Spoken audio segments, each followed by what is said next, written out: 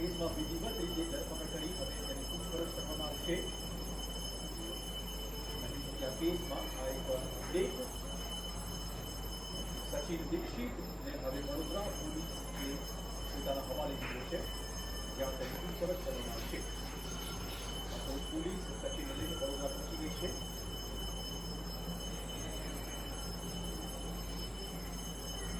ગેરવાના કેસમાં જામીન મળી ગયા, પરંતુ હત્યા કેસમાં તપાસ ચાલુ છે.